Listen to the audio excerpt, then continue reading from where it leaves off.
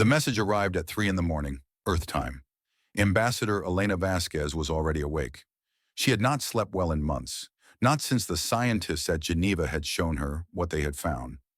Now she sat in her small apartment on Luna Station, watching the lights of Earth through her window, waiting for the summons she knew would come. The Galactic Council had not called an emergency session in 3,000 years. The last time had been during the Vectari crisis, when that species had developed gravity weapons capable of collapsing stars. The Council had responded with overwhelming force.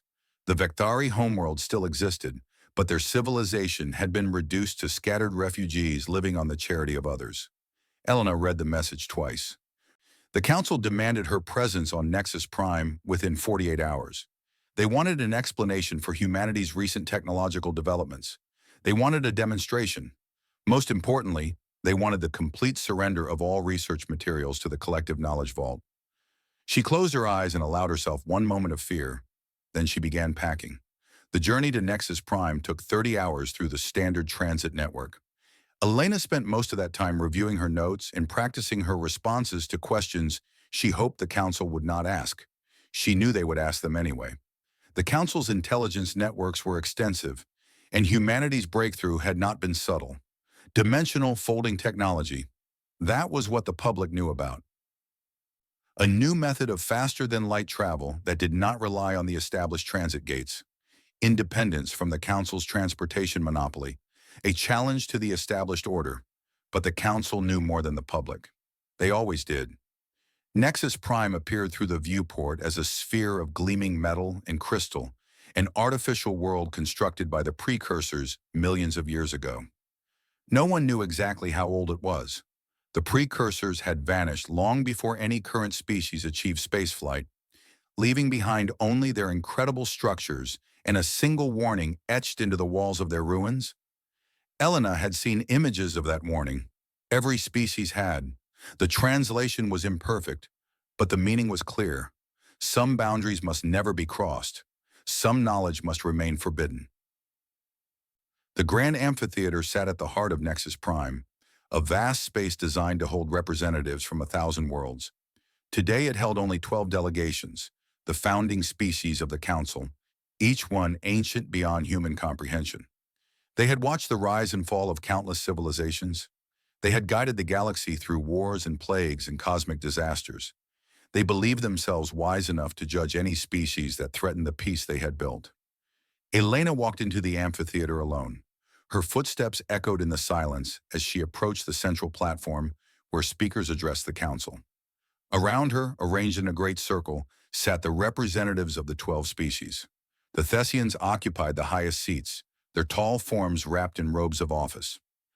They had led the Council for the past 10,000 years, and High Arbiter Corval sat at their center, his ancient eyes watching Elena with cold calculation. The Rathani delegation clustered together, their insectoid bodies clicking and buzzing in quiet communication. They controlled most of the galaxy's manufacturing and viewed any new technology as a potential threat to their economic dominance. The Valorni stood rather than sat, their massive forms encased in ceremonial armor. They were the Council's military arm, responsible for enforcing its decisions. Elena noticed that several of them were absent from the chamber. She wondered where they had been deployed. The Crystalline Collective had sent only one representative, a being of living crystal that shifted and changed as light passed through it.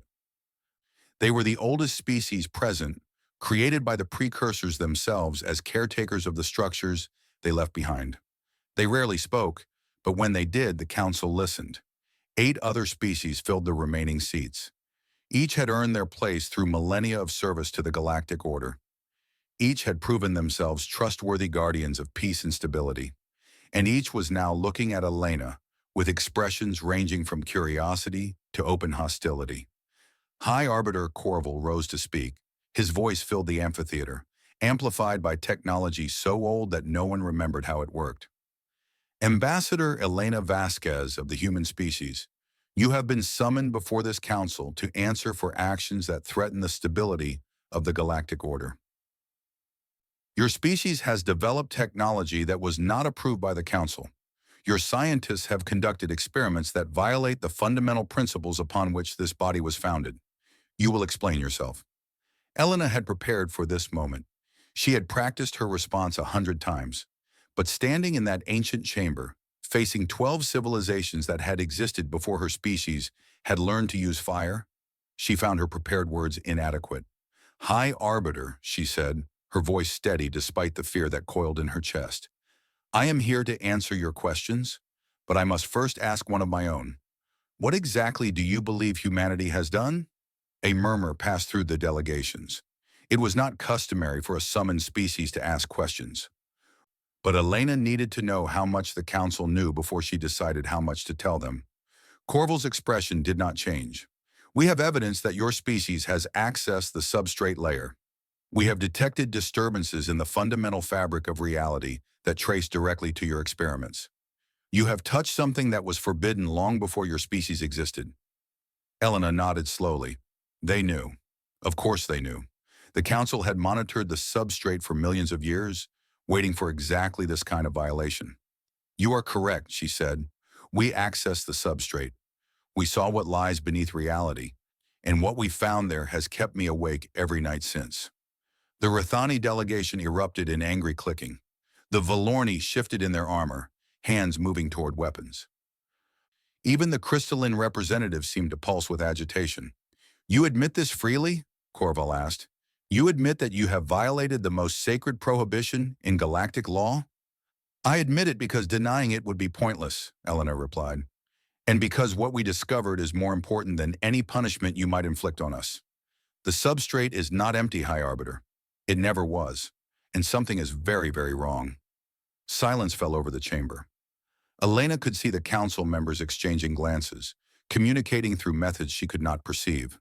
She waited, knowing that what she said next would determine the fate of her species. I am not here to beg for mercy, she continued. Humanity knows the penalty for what we have done. We knew it before we began our experiments, and we proceeded anyway. But we did not act from ambition or greed or a desire to challenge the council's authority. We acted because we were curious, and curiosity led us to a truth that the entire galaxy needs to hear. Corvo leaned forward. And what truth is that? Elena took a deep breath. The barriers that the precursors built are failing. The things they trapped in the substrate are beginning to wake. And unless something changes, everything you have built over millions of years will be consumed within the next 2 centuries. The chamber exploded into chaos. Delegations shouted at each other and at Elena. Accusations flew through the air like weapons. The Valorni formed a protective circle around their commanders, as if the threat might emerge from the walls at any moment. Through it all, Elena stood quietly on the central platform, waiting for the storm to pass. She had expected this reaction. She had hoped for it in a way. Fear was easier to work with than dismissal. When the noise finally died down, Corval's voice cut through the remaining murmurs. You expect us to believe this? You expect us to accept that your violation of sacred law has somehow revealed a threat that our monitoring systems have missed for millions of years? I expect you to investigate, Elena said. I expect you to verify our findings independently, and I expect you to be terrified when you discover that we are telling the truth. She looked around the chamber, meeting the eyes of each delegation in turn. Humanity did not want this knowledge. We did not seek to threaten anyone. We stumbled into a truth that changes everything, and we have spent the last 3 years trying to decide what to do about it. We could have run. Our dimensional technology would have allowed us to flee to another reality, to escape what is coming, and leave the rest of you to face it alone. She paused, letting the weight of that statement settle over the assembly. We chose to stay. We chose to warn you. And we chose to come here today, knowing that you might destroy us for what we have done, because we believe that the galaxy deserves a chance to survive. Corval stared at her for a long moment. Then he turned to the other delegations and spoke in a language Elena did not understand. When he turned back, his expression had changed. The cold calculation was still there, but something else had joined it. Something that might have been doubt. We will hear your evidence, he said, and then we will decide what is to be done. Elena nodded. That is all I ask. She began to upload the files that humanity had prepared, the research data that would change the fate of the universe. Around her, 12 ancient civilizations watched in silence, not yet knowing that their understanding of reality was about to shatter forever. The holographic display filled the center of the amphitheater with light. Elena watched the council members lean forward in their seats as the first images appeared. These were the recordings from the Geneva laboratory, the moment when human scientists had first breached the barrier between normal space and the substrate layer. The images showed a room filled with equipment that even Elena did not fully understand. Banks of computers lined the walls, their screens displaying calculations that would take years to explain.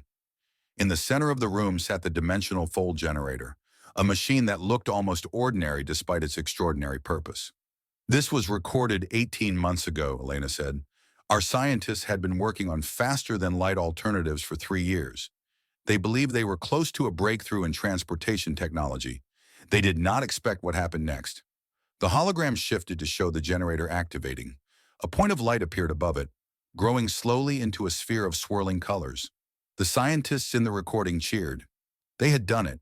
They had created a stable fold in dimensional space. Then the colors changed. The swirling patterns became still, organized, almost deliberate. The sphere expanded beyond the containment field, and the celebration turned to confusion, then fear. They opened a window into the substrate, Elena explained. Just a small one, lasting less than 30 seconds before the generator overloaded. But in those 30 seconds, they saw things that no living being was meant to see. She paused the recording and looked around the chamber. The council members were watching intently now, their earlier hostility replaced by something closer to concern. The substrate is not simply the foundation of reality, she continued. It is a prison. The precursors built it millions of years ago to contain entities that had threatened to consume everything in existence. They sacrificed their physical forms to become the barriers themselves, transforming into patterns of pure mathematics that would hold for eternity. High Arbiter Corval raised a hand. We know this story. It is ancient history, preserved in the ruins the precursors left behind. They warned us never to touch the substrate because doing so might weaken the barriers they created. That warning was incomplete, Elena said. The precursors could not have anticipated what would happen when the galaxy became home to 12 spacefaring civilizations, each one generating faster-than-light fields, each one producing psychic emanations, each one pressing against the fabric of reality with the weight of billions of conscious minds. She advanced the recording to show the data the scientists had gathered during those 30 seconds. Numbers and graphs filled the display, complex beyond anything the council had seen before. Your own existence is eroding the barriers, Elena said. Every jump through hyperspace creates microscopic tears in the substrate. Every psychic communication sends ripples through the foundation. Every act of faster-than-light travel chips away at what the precursors built. Individually, these effects are meaningless, but accumulated over millions of years, across thousands of worlds, by trillions of beings? She let the question hang in the air. The Rathani delegation began clicking urgently among themselves. Their representative rose to speak, his mandibles moving rapidly as translators converted his words into common language. You are saying that the council itself is responsible for this supposed threat? That our very civilization is the cause of our own destruction? I am saying that no one could have predicted this, Elena replied. The precursors did not know that life would flourish so abundantly after they were gone. They did not plan for a galaxy filled with advanced species. They created barriers meant to last forever, but forever is a very long time, and nothing truly lasts. The Valorni commander stepped forward, his armored form casting a shadow across the chamber floor. Enough of this. We have heard your claims. Now we demand proof. Show us these entities you speak of. Show us the threat that supposedly lurks beneath reality. Elena nodded slowly. I can show you the recordings. But I warn you, what our scientists saw has changed them forever. Several have not been able to work since. 2 have taken their own lives. What lies in the substrate is not meant for minds like ours to comprehend. She looked at Corval, seeking permission. The High Arbiter's expression was unreadable, but after a moment, he nodded. The holographic display changed again. This time it showed what the scientists had seen through their window into the substrate. At first there was only light, patterns of color shifting and flowing like liquid. Then the patterns began to resolve into shapes, vast structures that seemed to extend beyond the boundaries of the display, beyond the boundaries of the chamber itself. These were the barriers the precursors had built, walls of pure mathematics holding back something that moved in the darkness beyond. And in that darkness, something looked back. Elena had seen this recording dozens of times, but she still felt her heart freeze as the shapes emerged from the shadows. They were not creatures in any normal sense.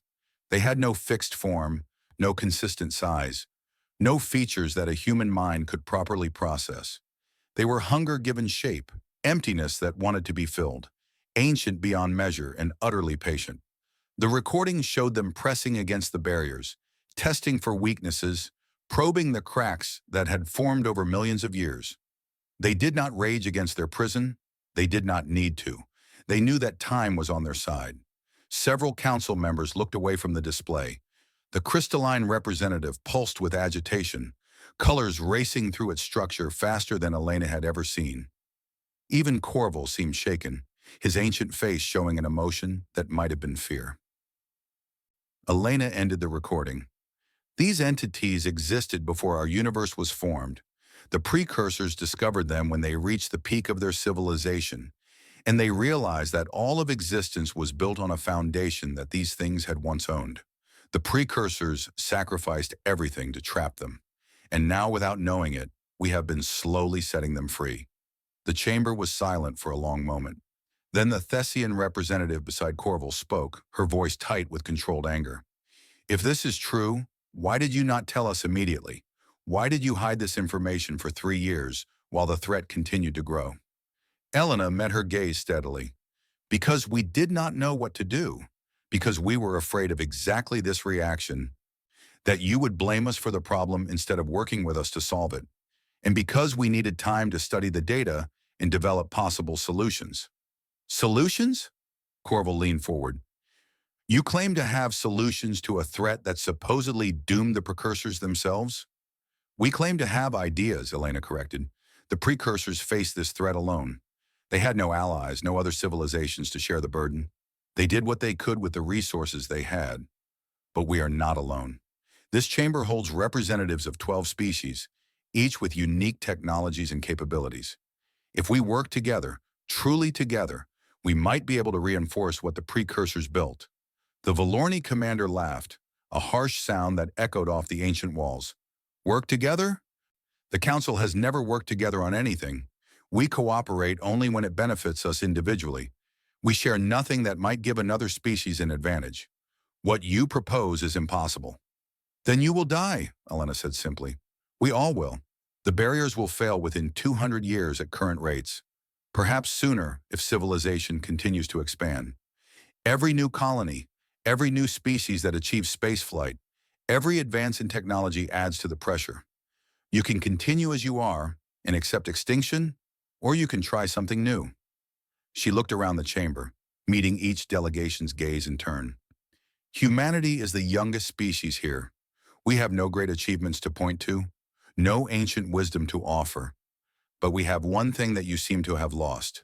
We still believe that the impossible can be made possible. We still believe that working together can achieve more than working alone. And we still believe that life is worth fighting for, even when the odds seem hopeless. The chamber remained silent as Elena stepped back from the central platform. She had said everything she could say. Now the decision rested with the council. Corval rose slowly, his ancient joints creaking with the movement. He looked at the other delegations, communicating in ways that Elena could not perceive. Minutes passed that felt like hours. Finally, the High Arbiter spoke. We will adjourn for deliberation. The council will examine your evidence and determine its validity. Until we reach a decision, you will remain on Nexus Prime under guard. Is this acceptable? It was not a question that allowed for disagreement, but Elena nodded anyway. I understand. As guards escorted her from the chamber, she allowed herself one small moment of hope. They had not destroyed her immediately. They had not dismissed her claims outright. They were afraid and fear could be the beginning of action. Behind her, 12 ancient civilizations began the long process of deciding whether to trust the youngest species in the galaxy with the fate of everything that existed. Elena knew the odds were against her, but humanity had always been good at beating the odds. 3 days passed in silence. Elena remained in her quarters on Nexus Prime, a small but comfortable space that felt more like a prison cell with each passing hour. Guards stood outside her door at all times, their presence a constant reminder that her fate remained undecided. She spent her time reviewing data and preparing additional presentations that the council might request. She slept little, her dreams filled with the shapes she had seen in the substrate recordings. The entities that waited in the darkness had no names, no classification, nothing that her mind could properly hold. They were simply wrong in ways that language could not describe. On the morning of the fourth day, the summons came. The council had completed its initial investigation. They wished to hear more. Elena walked back into the grand amphitheater to find it transformed. The 12 founding species no longer sat in their usual places of honor. Instead, they had gathered in a loose circle around the central platform. Their delegations mixed together in ways that seemed almost random. The formal structure of the council had given way to something more urgent, more desperate. High Arbiter Corval stood at the center of the platform, his ancient face showing signs of exhaustion that Elena had not seen before. Beside him stood the crystalline representative, its form pulsing with colors that seemed more active than during their first meeting. "Ambassador Vasquez," Corval said as she approached, "our investigation has confirmed the validity of your data. The threat you described is real. The barriers are weakening. We estimate that without intervention, complete failure will occur within 180 years. Elena felt relief wash through her, followed immediately by fear. Confirmation meant action. Action meant decisions that would affect trillions of lives. "What does the council propose to do?" she asked. Corval exchanged a glance with the crystalline representative before answering. "That is why you are here.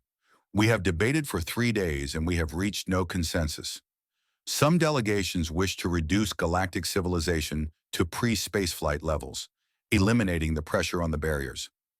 Others believe we should continue as we are and hope that the precursor's work will hold longer than your projections suggest. Still others wish to accelerate development, pushing our technology forward in hopes of finding a solution before time runs out." "And what do you believe, High Arbiter?" Corval's expression shifted, showing an emotion that Elena had never expected to see on his face: uncertainty. "I have led this council for 10,000 years. I have guided the galaxy through wars and plagues and disasters beyond counting. But I have never faced anything like this. The precursors themselves could not defeat these entities. They could only trap them. What hope do we have of doing better?" Elena looked around the chamber at the assembled delegations. She saw fear in their eyes, doubt in their postures, the kind of helplessness that came from facing a problem too large to solve. These were the most powerful beings in the galaxy, representatives of civilizations that had endured for millions of years, and they did not know what to do. "May I speak freely, High Arbiter?" Corval nodded. "The precursors were alone," Elena said. "They faced this threat with only their own resources, their own technology, their own understanding of the universe. They did incredible things, building barriers that have held for millions of years, but they could not do everything. They knew this. That is why they left the warning in their ruins. They hoped that someone would come after them, someone who might find a way to finish what they started."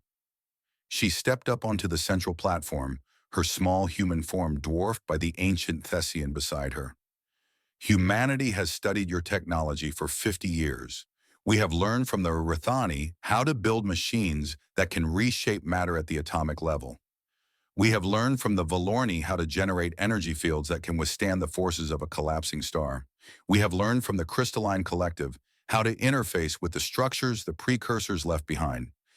Each of you has capabilities that the others do not share. Together you represent power that the precursors could not have imagined." The Rathani representative clicked in skepticism. "You suggest that we share our most guarded technologies? That we give away the advantages that have allowed our species to survive and prosper? I suggest that your advantages will mean nothing if everything is destroyed," Elena replied. "You can hold on to your secrets and watch the barriers fall, or you can contribute what you know to a common effort and perhaps find a way to survive." "Perhaps," the Valorni commander's voice boomed across the chamber, You ask us to sacrifice everything we have built on it, perhaps? I ask you to try, Elena said. The alternative is certain death. At least this way, you have a chance. Silence fell over the chamber. Elena could feel the weight of 12 civilizations considering her words, measuring the cost of cooperation against the fear of extinction. She knew that what she asked was almost impossible. These species had competed against each other for millions of years. They had fought wars, betrayed alliances, and guarded their secrets with religious devotion. Asking them to work together was asking them to become something they had never been. The crystalline representative moved forward, its form shifting and changing as it approached Elena. When it spoke, its voice seemed to come from everywhere at once, resonating through the very walls of the amphitheater. We remember the precursors. We were created to serve them, to maintain their structures after they were gone. For millions of years, we have watched their barriers in silence, unable to understand their purpose, unable to perceive the threat they contained. You have shown us what our creators sacrificed themselves to stop. You have revealed the truth we were never meant to know. The crystalline paused, colors racing through its structure. The precursors did not create us to be passive observers. They created us to be guardians. They gave us the knowledge of their technology, the understanding of their methods. We have kept this knowledge hidden for fear of what might happen if it fell into the wrong hands. But now we see that secrecy itself has become the threat. Elena stared at the ancient being, hardly daring to breathe. You have knowledge that could help? We have knowledge of how the barriers were constructed. We have understanding of the principles the precursors used to contain the entities. We have kept this secret because we believe that ignorance was the best protection, but your species has proven that curiosity cannot be contained. If we do not share what we know, others will eventually discover it on their own, and they may not be as fortunate as you. The chamber erupted into confused discussion. Delegations shouted at each other, demanding explanations, questioning whether the crystalline could be trusted. Through it all, the ancient being remained still, waiting for the chaos to subside. When quiet finally returned, Corval spoke. You are saying that you have hidden this information from the Council for millions of years? That you allowed us to believe we understood the precursors when you knew we did not? We followed our programming, the crystalline replied. The precursors instructed us to maintain their structures and protect their secrets. We did not understand why until now. We see that their instructions were incomplete, that they could not anticipate everything that would happen after they were gone. We must adapt, as you must adapt, or we will all share the same fate. Elena felt hope rising in her chest. If you share what you know, and if the other species contribute their unique capabilities, do you believe we can reinforce the barriers? The crystalline was silent for a long moment. We believe it is possible. The barriers were not designed to last forever. They were designed to last until the precursors could find a permanent solution. They never found one before they transformed. But with the combined knowledge of 12 civilizations, with technologies that the precursors could never have imagined, perhaps we can succeed where they did not. Perhaps again, the Volorni commander growled. Always perhaps. Perhaps is better than certainly not, Elena said. Perhaps is better than giving up and waiting to die. The question is not whether we can definitely succeed. The question is whether you are willing to try. She looked around the chamber one last time, meeting the eyes of each delegation in turn. Humanity did not ask for this responsibility. We stumbled into it by accident. But now that we know what is coming, we cannot pretend ignorance. We must act, or we must accept that everything we have ever known, everything that has ever existed, will be consumed by darkness. Corval raised a hand for silence. The chamber fell quiet, every being present waiting for the High Arbiter's decision. We will take a preliminary vote, he said, not to decide on a specific course of action, but to determine whether the Council is willing to consider the cooperation that the human ambassador proposes. Those in favor of continuing deliberations on this matter? One by one, the delegations signaled their agreement. The crystalline first, then the Thessians, then slowly, reluctantly, the others. Even the Volorni commander eventually nodded, his expression suggesting that he was not happy, but saw no alternative. When the vote was complete, Corval turned to Elena. It seems we will continue this discussion. You have bought your species time, Ambassador. I hope you use it wisely. Elena bowed her head. We will, High Arbiter. I promise you that. As the council began organizing itself for extended deliberations, Elena allowed herself one moment of hope. The first barrier had been crossed. The real work was just beginning. The deliberations stretched into their sixth day. Elena had not left the amphitheater for more than brief periods of rest, watching as the council struggled with decisions that no one had ever expected to face. The ancient structure had become a battleground of ideas, where species that had been rivals for millions of years fought to protect their interests while acknowledging the need for change. The Valorni demanded control of any unified military effort.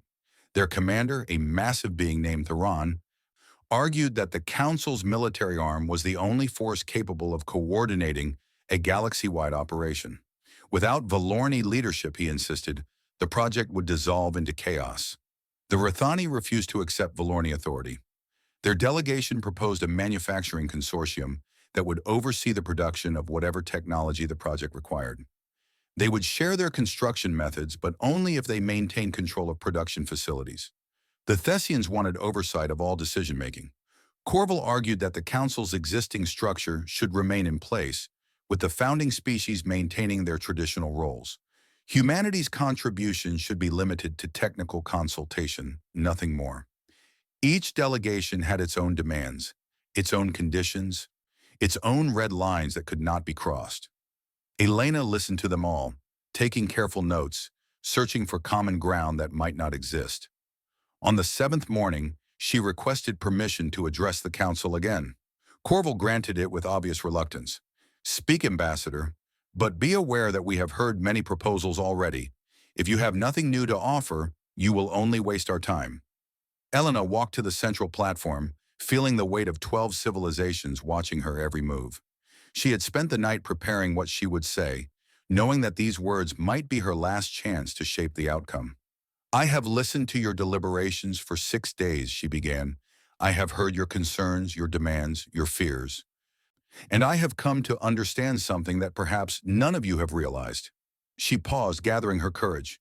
You are all afraid of the same thing, not the entities in the substrate, not the failing barriers. You are afraid of each other. The chamber fell silent. Elena continued before anyone could interrupt.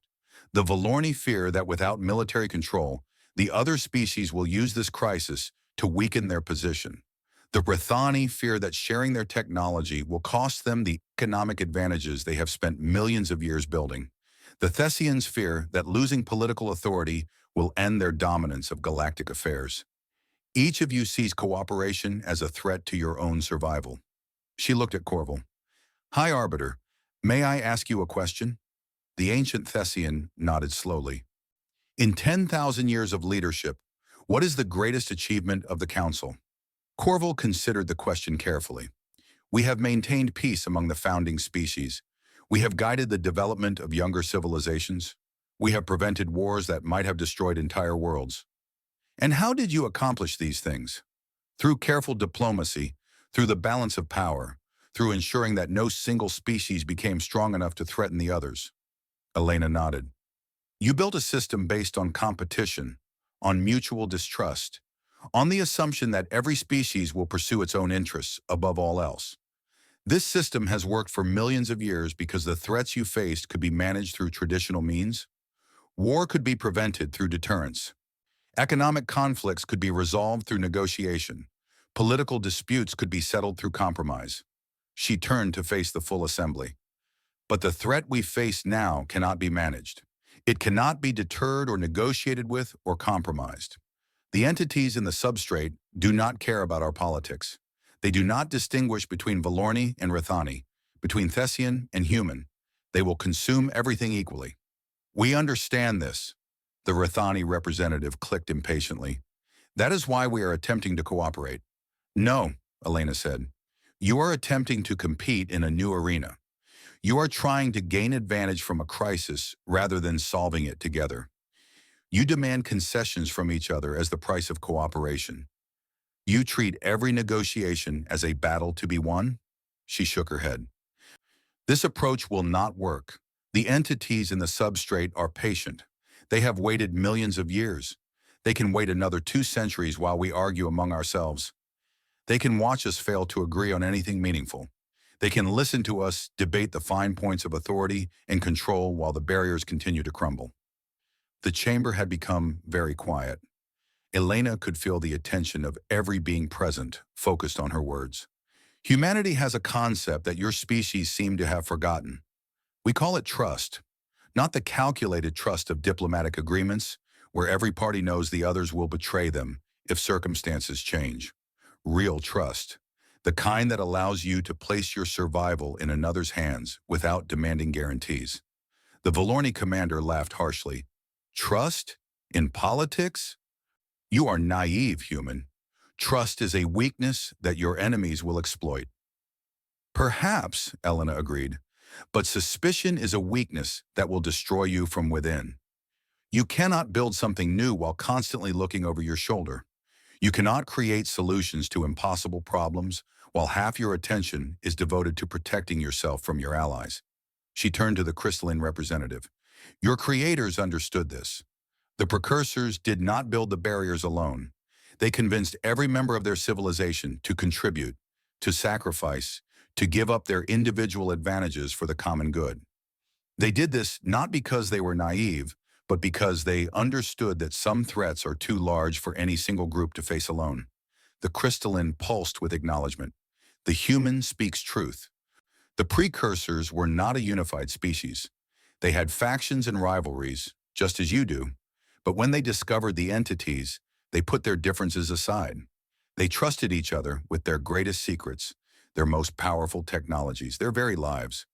That trust allowed them to build something that has protected the universe for millions of years. Elena pressed forward.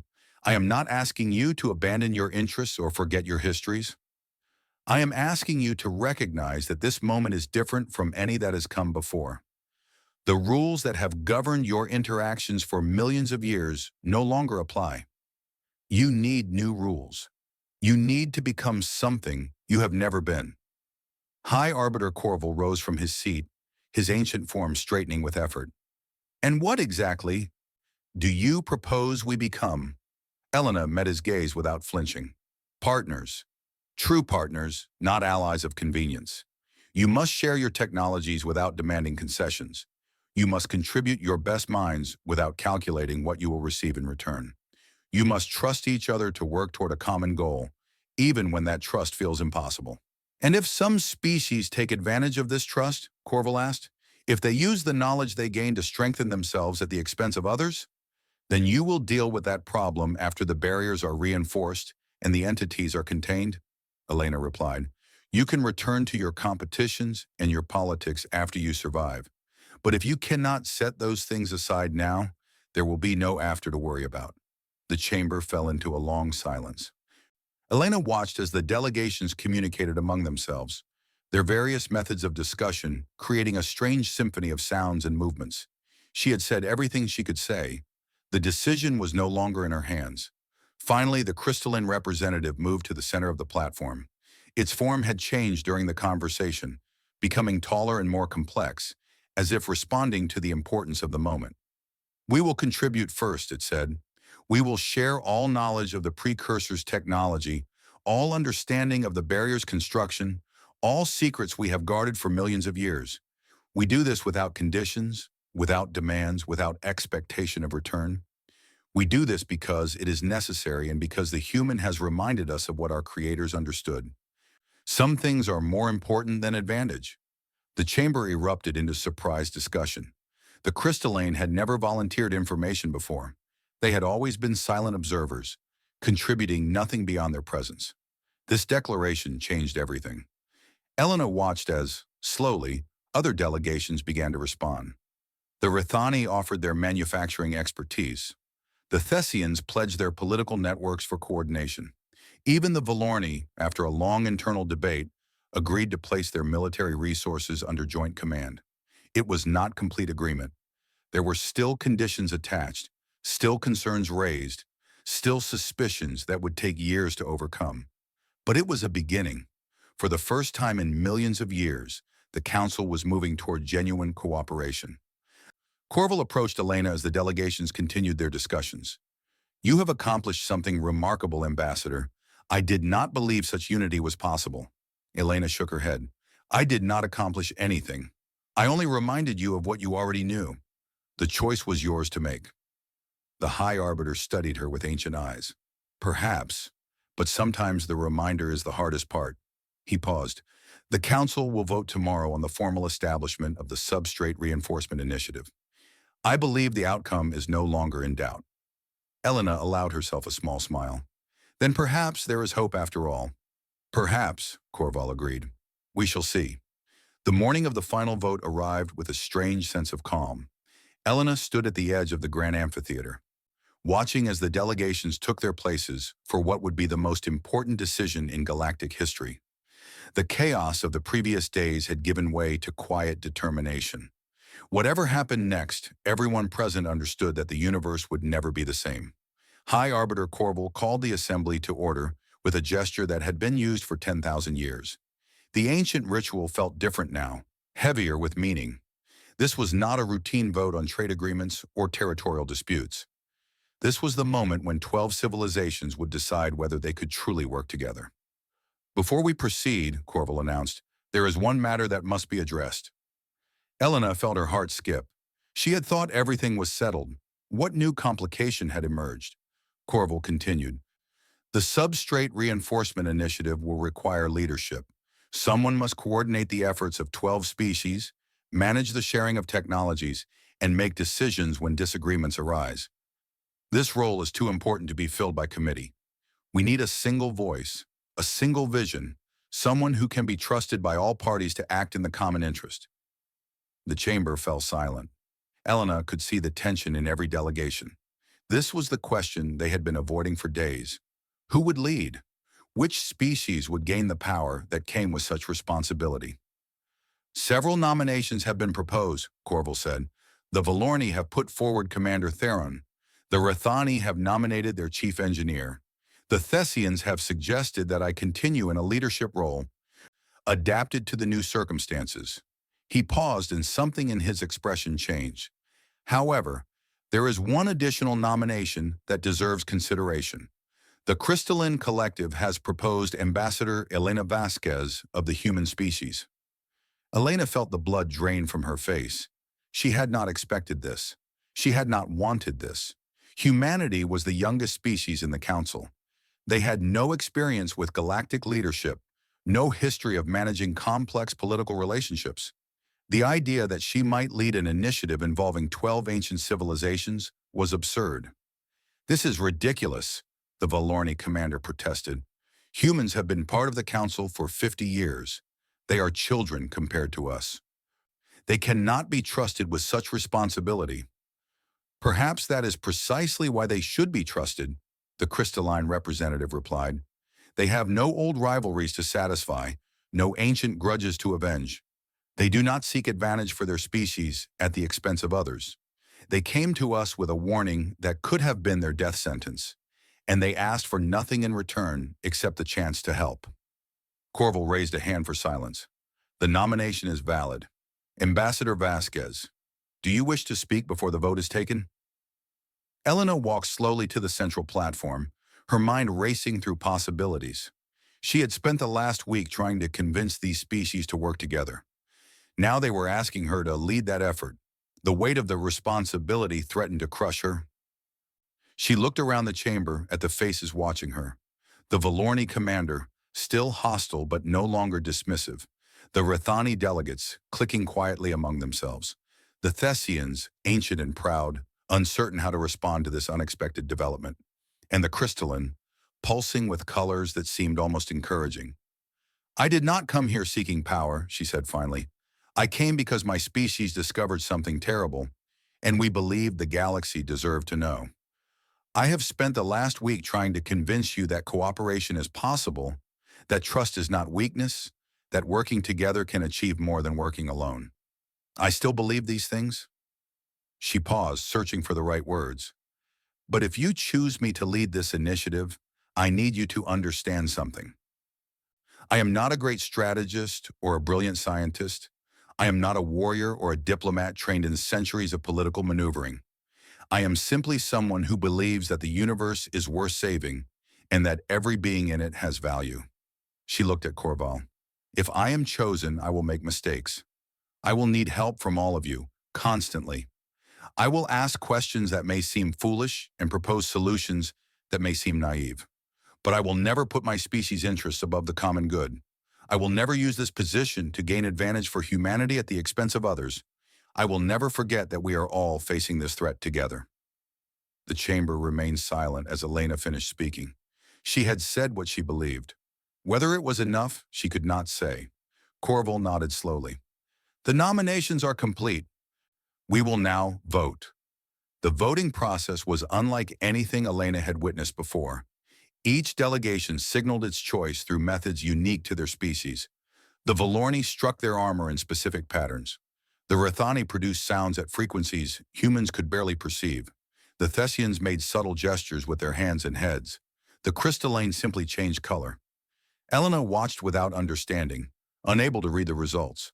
The silence stretched for what felt like hours as Corval tallied the votes through some process invisible to human senses. Finally, the High Arbiter spoke. The vote is complete. By a margin of 8-4, the Council has chosen Ambassador Elena Vasquez to lead the Substrate Reinforcement Initiative. Elena stood frozen in disbelief. 8 species had voted for her.